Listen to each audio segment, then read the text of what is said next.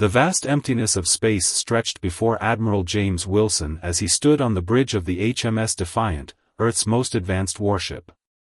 The year was 2157, and humanity had spread across their solar system, establishing colonies on Mars and several moons of Jupiter.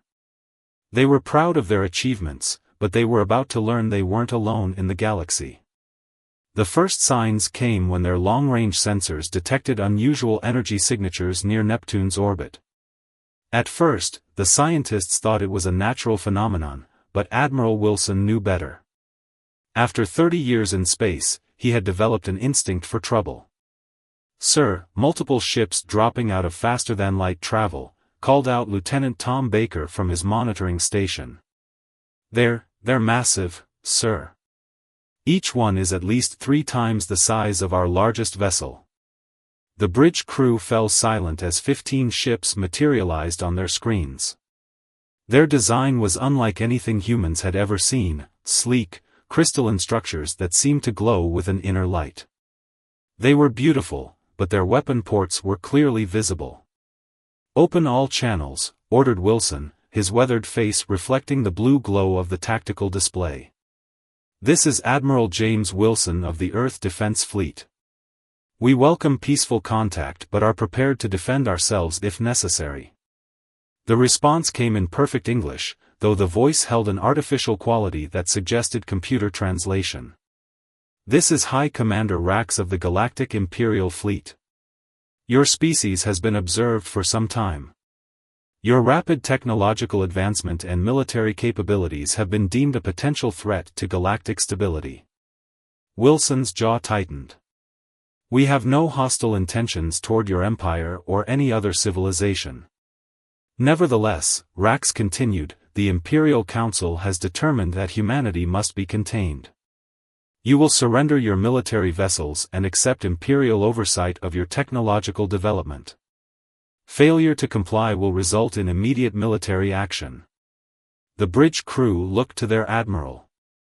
Wilson stood straight, his blue eyes hard as steel. Humanity had fought too hard, come too far to bow to threats from their first alien contact.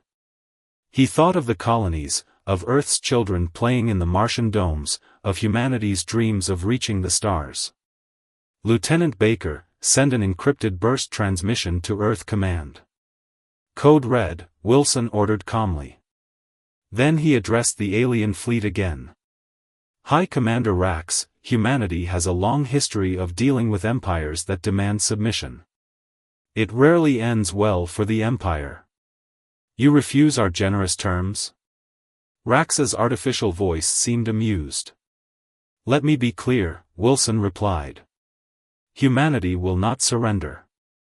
We will not be contained. If you fire upon us, you will learn why every civilization that tried to conquer Earth has failed." The alien ships began moving into attack formation. Wilson watched them with calculating eyes. The Defiant wasn't alone, 5 other human warships had been hidden behind Neptune's largest moon, waiting for his signal. They might be outnumbered and outgunned, but humanity had always excelled at beating impossible odds. "All ships, battle stations," Wilson commanded. "Let's show the galaxy why you don't threaten Earth." The tension on the bridge was thick enough to cut with a knife as both fleets faced each other across the void. Humanity's first contact with alien life was about to become humanity's first interstellar war. But as Admiral Wilson gave the order to prepare defensive formations, he couldn't help but smile slightly. The Galactic Empire was about to learn a crucial lesson about human nature: they don't take kindly to ultimatums. The massive alien vessels moved closer, their weapons charging.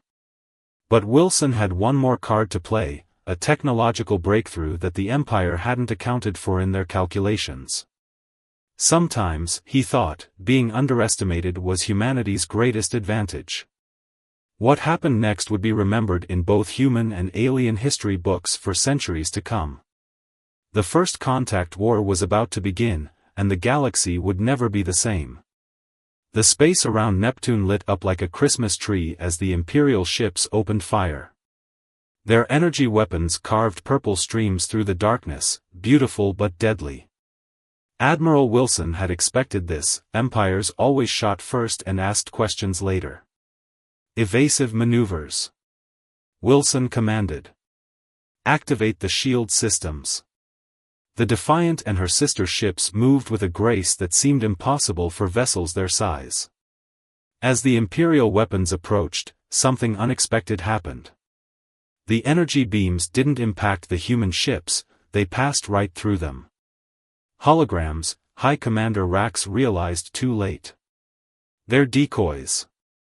The real human fleet emerged from Neptune's atmospheric cover, using the planet's magnetic field to mask their approach. Wilson's gambit had worked perfectly.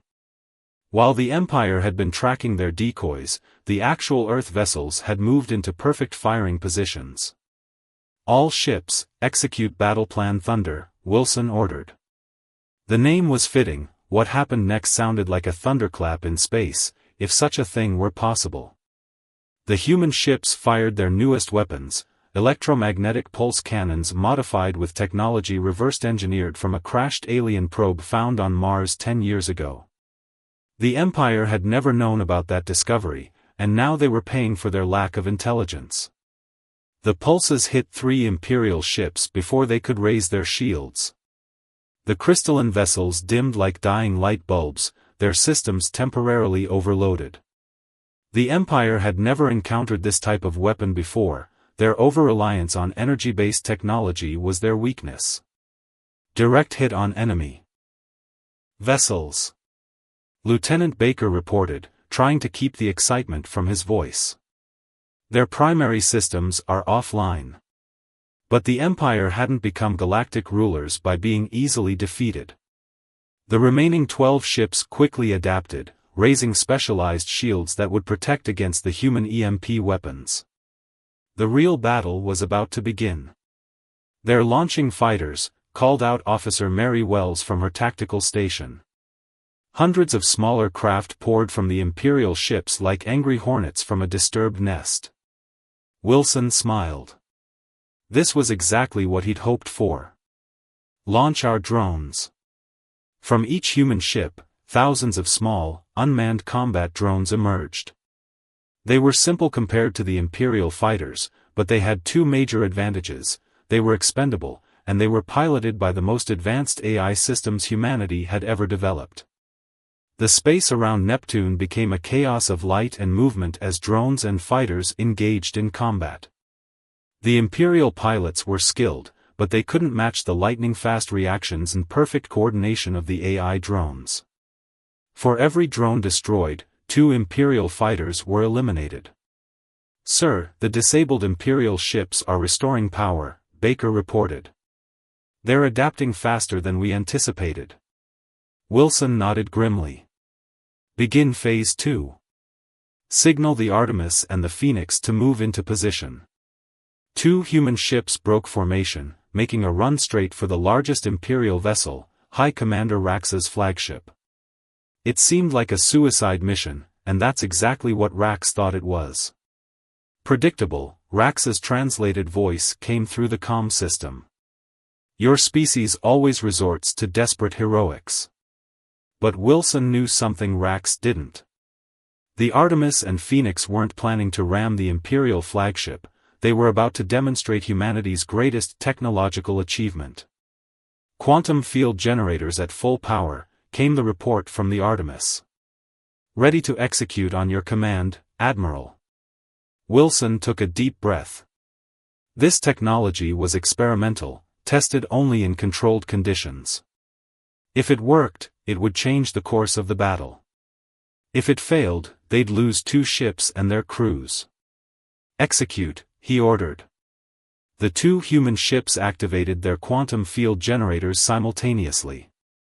The space between them began to distort, creating a temporary but powerful gravitational lens. The effect caught 3 Imperial ships in its field, including Rax's flagship. The Imperial vessels found themselves trapped in a localized space where the laws of physics had been temporarily rewritten. Their energy weapons fired backward, their shields fluctuated wildly, and their navigation systems couldn't make sense of their position. Impossible. Rax's voice crackled through the distorted space. This level of quantum manipulation shouldn't be within your capabilities. There's a lot about humanity that isn't in your databanks, Commander Wilson replied calmly. For instance, our tendency to keep our best tricks in reserve.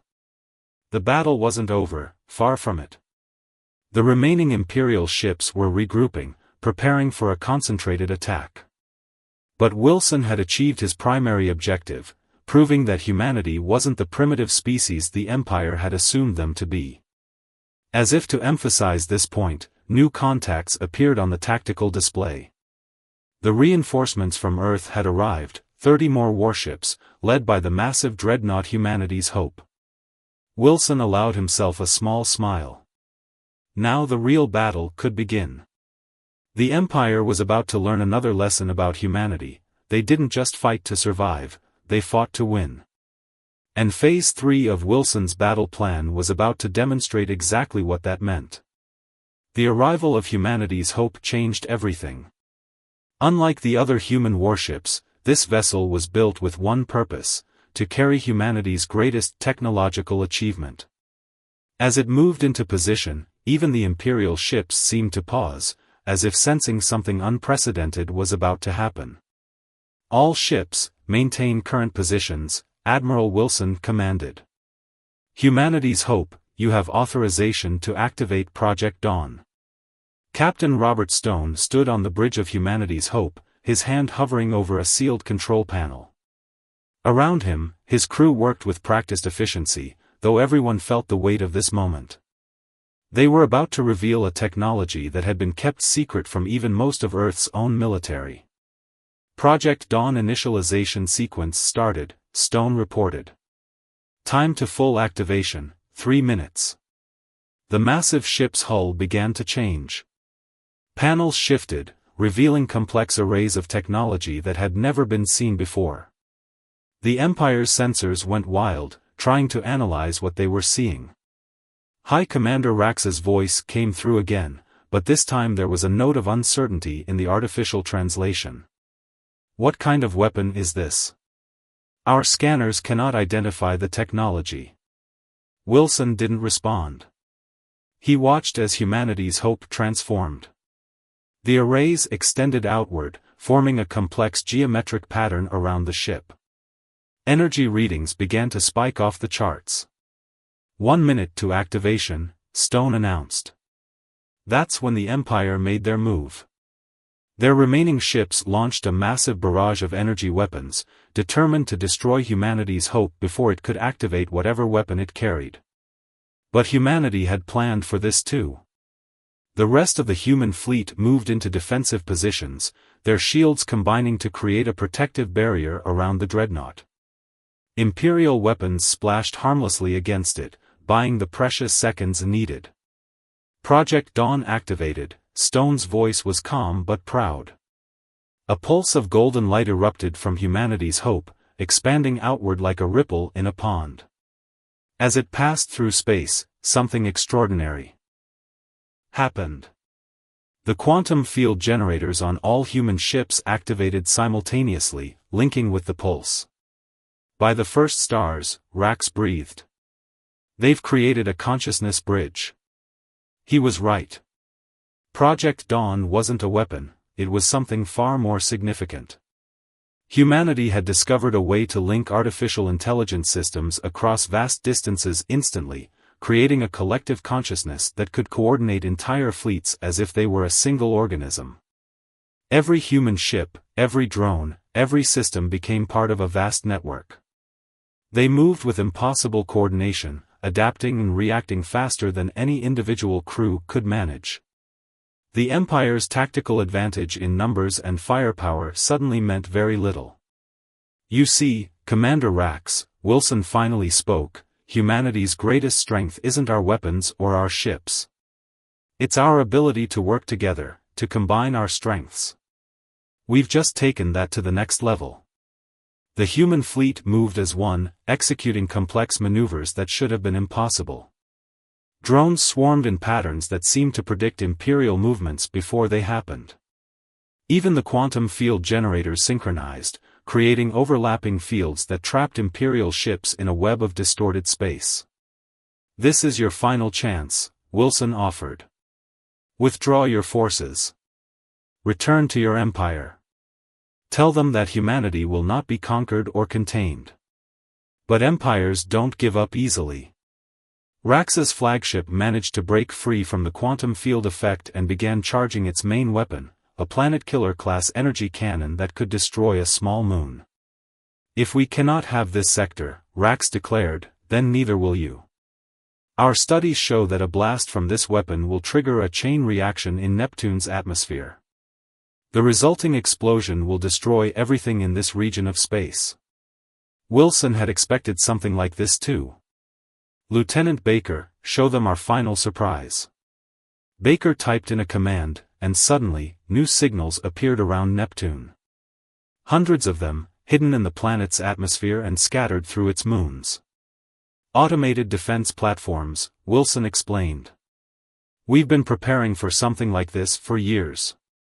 Each one is equipped with the same quantum field technology we just demonstrated. If you fire that weapon, the combined fields will contain the explosion, right around your ships." A tense silence followed. The Imperial fleet hung in space, weapons charged, facing a human force that had countered every advantage they thought they had. Finally, Rax spoke again. "The Empire has existed for 10,000 years. We have conquered 1,000 species, unified half the galaxy. How did you prepare so well for us?" Wilson allowed himself a small smile.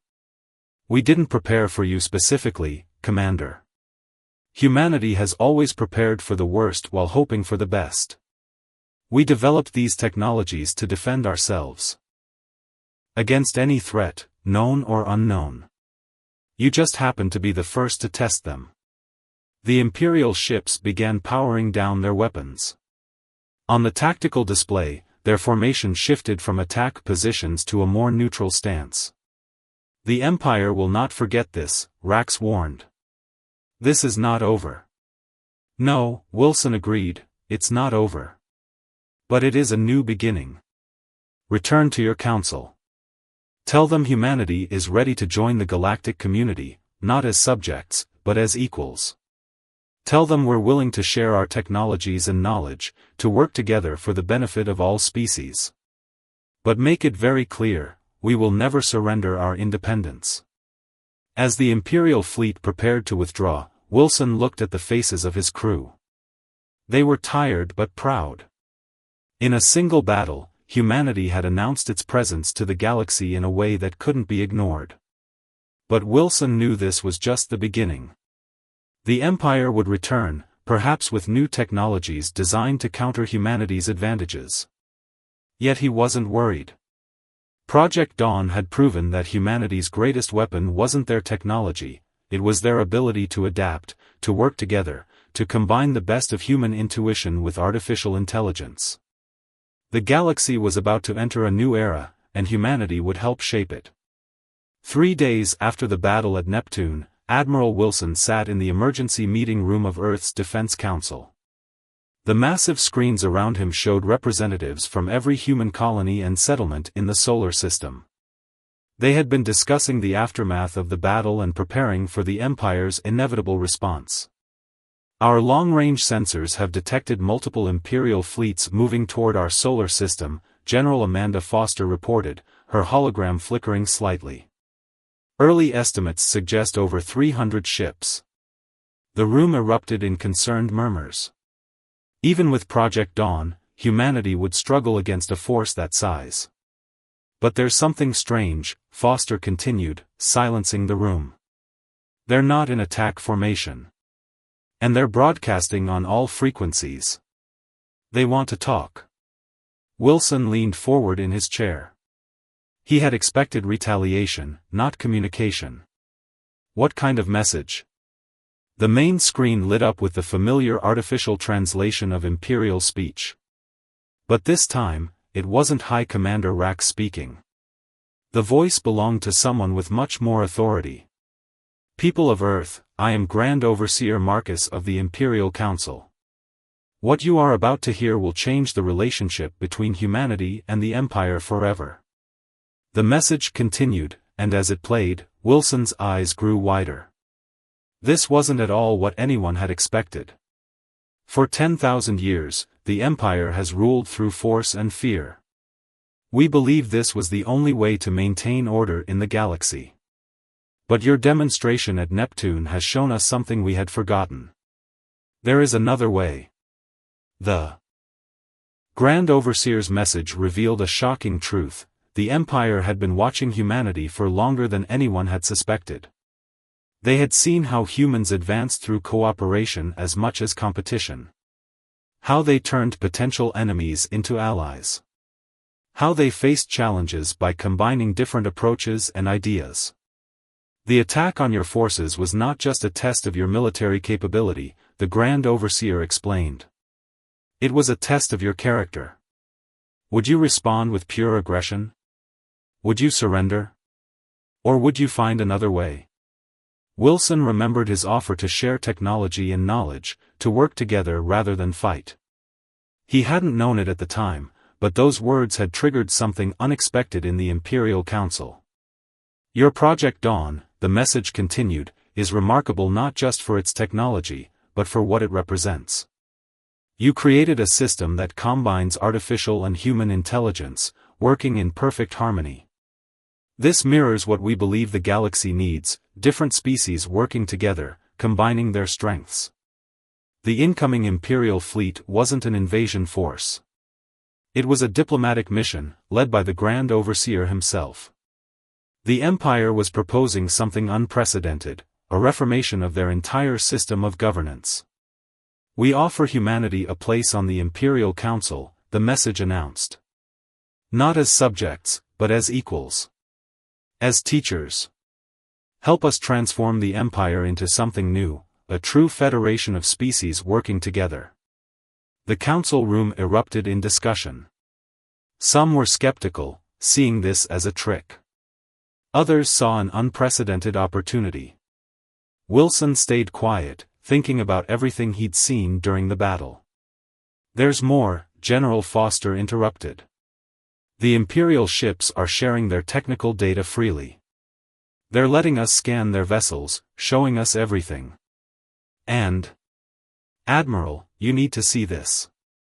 A new set of images appeared on the screens. The Imperial ships were already beginning to implement elements of human technology.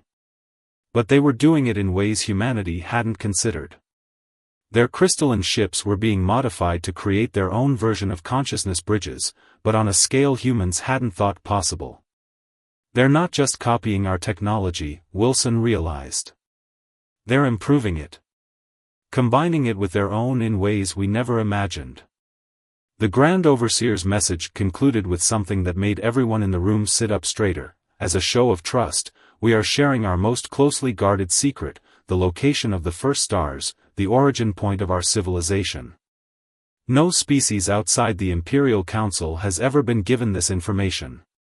We invite your representatives to meet us there, where we will begin discussing the future of our peoples. Wilson stood up, addressing the council. 3 days ago, we proved we could fight the Empire. Now they're giving us the chance to change it from within. This could be the greatest opportunity humanity has ever encountered. Or the greatest trap, someone pointed out. Possibly, Wilson agreed. But consider this, they're not asking us to give up our independence or our defenses. They're asking us to help them change. To do what humanity does best: adapt, improve, bring people together. The council debated for hours. Finally, they reached a decision. Humanity would accept the Empire's offer, but with conditions. They would maintain their independent defense forces. Project Dawn would remain under human control. And any changes to the Empire's structure would need to be approved by all member species, not just the Council. To everyone's surprise, the Empire agreed to all conditions immediately. It seemed they were serious about change. As Wilson prepared to lead the first diplomatic mission to the first stars, he received a private message from High Commander Rax. "I fought you because I believed in the old empire. I lost because you showed us a better way. Now I look forward to fighting beside you as we face the real challenges that threaten our galaxy." Wilson smiled as he read the message. Humanity had gone from fighting for survival to reshaping an empire in just 3 days. But the real work was just beginning. Changing a 10,000-year-old empire wouldn't be easy. Not everyone would accept the new way. But as he looked out at the Imperial ships now peacefully orbiting Earth, their crystalline structures reflecting sunlight like diamonds in space, he knew humanity was ready for the challenge. They had fought their way to the stars. Now they would help guide them into a better future. The First Contact War had ended not with the destruction of either side, but with the birth of something new. And as humanity prepared to take its place among the stars, Wilson couldn't help but wonder what other surprises the galaxy had in store for them. 1 year after the Battle of Neptune, Admiral James Wilson stood on the observation deck of the first star station. The massive space station orbited 3 ancient suns that glowed with a deep purple light, the birthplace of the Empire's civilization. Below him, representatives from 100 different species gathered for the first meeting of the new Galactic Federation Council. "Still getting used to the view?" a familiar artificial voice asked. Wilson turned to see High Commander Rax approaching. The tall, crystalline being had become one of his closest allies over the past year. "Some things you never get used to," Wilson replied, watching as ships from across the galaxy continued to arrive through fold space. "Did you ever imagine we'd end up here when you were ordering my fleet to surrender?" Rax's crystalline form shifted in what Wilson had learned was their version of laughter. "I was so certain of victory that day. The Empire had never failed to conquer a species we set our sights on. We thought we were testing your military capability. Instead, you tested our entire way of thinking. The changes over the past year had been remarkable. Project Dawn had evolved into something far greater than a military tool. When combined with Imperial crystal technology, the consciousness bridge allowed species to share knowledge and experiences in ways never before possible. Barriers of language and culture fell away as understanding spread across the galaxy. Admiral Wilson, High Commander Rax, a young human officer, approached them. "The Council is ready to begin the integration ceremony." They made their way to the Grand Chamber, where representatives from every known spacefaring civilization had gathered. The old Imperial Council chamber had been redesigned, replacing the hierarchical tiers with a circular arrangement where all members sat as equals. Grand Overseer Marcus stood at the center. His crystalline form had been modified with the new hybrid technology, allowing him to communicate directly without artificial translation. "Today," he announced, "we complete the transformation that began with a battle at a blue planet's ice giant. The Galactic Empire is no more. In its place, we establish the United Federation of Worlds." Wilson watched as the chamber erupted in cheers, a cacophony of sounds from 100 different species. But thanks to the modified consciousness bridge technology, he could feel their emotions directly: hope, excitement, and a shared vision of the future. "Yet we face new challenges," Marcus continued, his tone growing serious. "Our deep space probes have detected something approaching from beyond the galaxy's edge. Something that may threaten all of us." Images appeared above the council chamber, massive dark shapes moving between the stars, consuming everything in their path. The old empire would have faced this threat with brute force, probably failing in the process. But this new federation had humanity's creativity and adaptability, combined with the advanced technology of 100 species. "The threat is still 5 years away," Marcus explained. "We have that time to prepare, to combine our knowledge and strengths. Already, our scientists are working together in ways that would have been impossible under the old empire."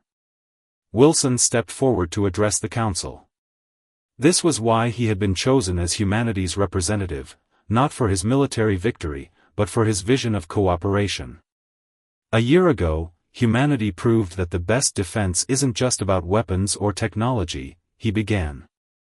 It's about bringing together different ways of thinking, different approaches to problems.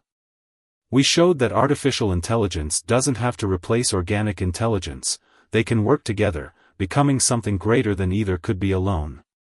He gestured to the gathered representatives. Look around this chamber. Every species here has something unique to offer. The Empire tried to control that diversity. We're going to unleash it. The next few hours were spent discussing plans and proposals. The consciousness bridge technology was being adapted to create vast networks of shared knowledge.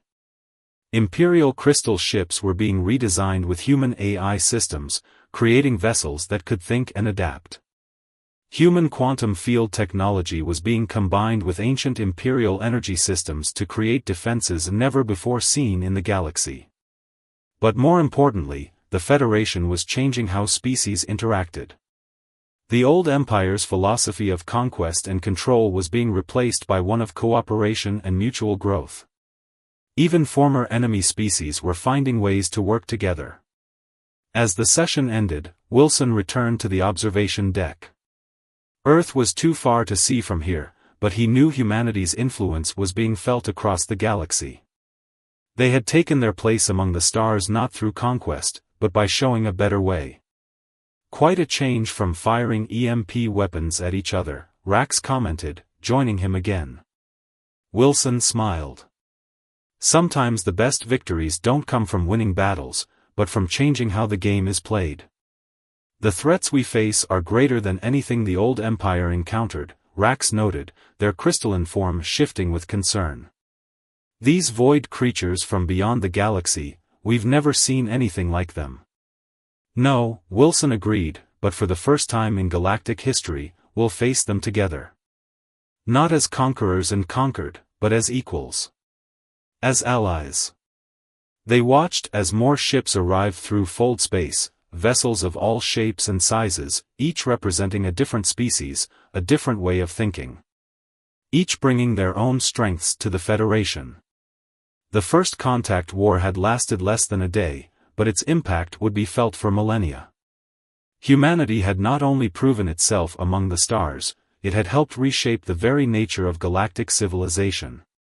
And as new threats loomed on the horizon, Wilson knew that this was just the beginning. The real challenge wasn't fighting wars or developing new technologies. It was bringing together different species, different ways of thinking, and helping them work together for something greater than themselves. That was humanity's true gift to the galaxy, not their weapons or their AI, but their ability to adapt, to cooperate, to find common ground with those who seemed different. As the three purple suns set behind the station, casting long shadows across space, Wilson thought about how far they'd come. From a single battle at Neptune to reshaping an empire that had stood for 10,000 years. Whatever challenges lay ahead, humanity was ready to face them, not alone, but as part of something greater than themselves. The galaxy was entering a new age, and humanity would help lead the way. Not through force or fear, but through cooperation, innovation, and hope. The stars themselves seemed to shine brighter at the dawn of this new era.